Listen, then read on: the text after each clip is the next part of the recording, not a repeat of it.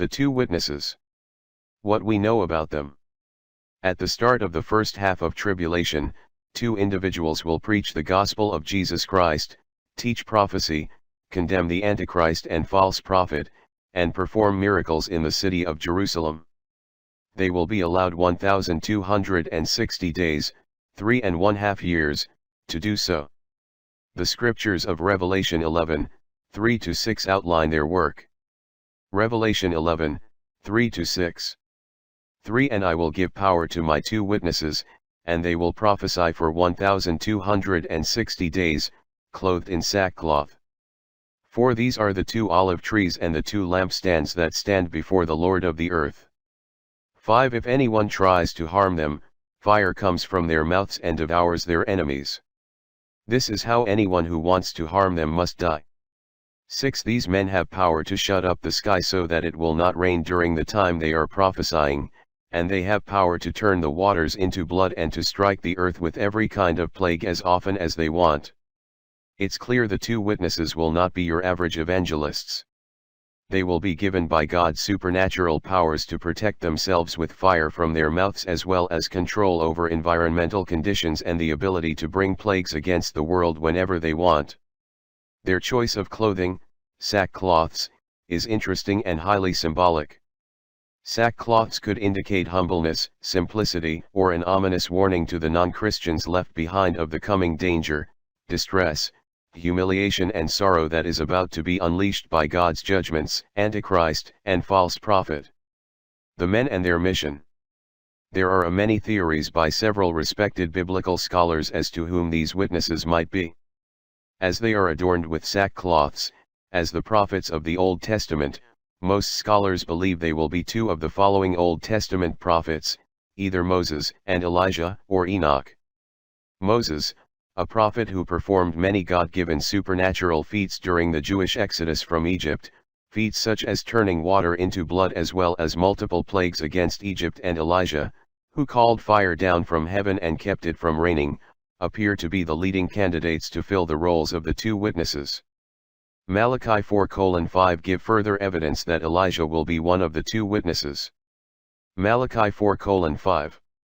See, I will send you the prophet Elijah before that great and dreadful day of the Lord comes. Although God will give the two witnesses the ability to protect themselves supernaturally, their time on earth will be finite and has already been predetermined by God to be only 3½ years.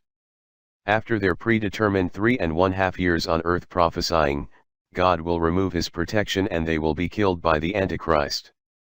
Revelation 11:7. Now when they have finished their testimony, the beast that comes up from the abyss will attack them, and overpower and kill them. After their death, the bodies of the two witnesses will be left unburied on the streets of Jerusalem for 3½ days as a macabre and ominous warning for all to see.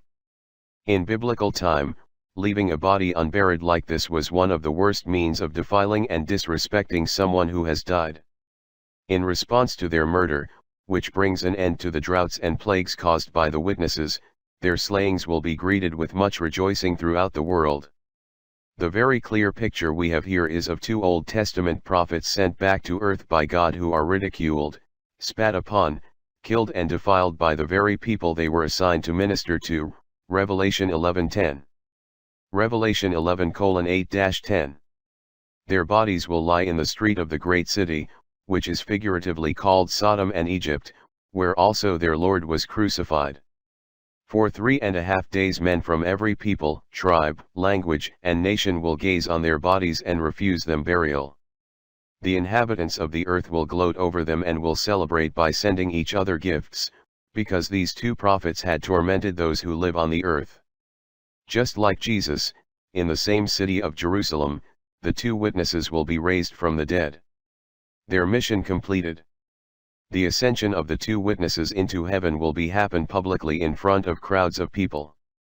One can assume, in today's age of instant communication via satellite TV and internet, the resurrection and ascension of these two witnesses will be seen by millions and millions all over the world.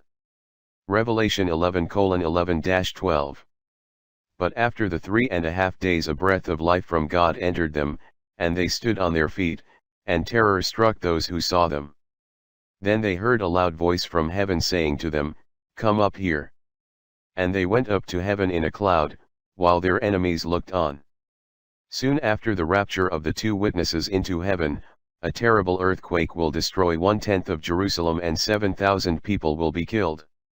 The survivors who were not killed will turn to God for forgiveness.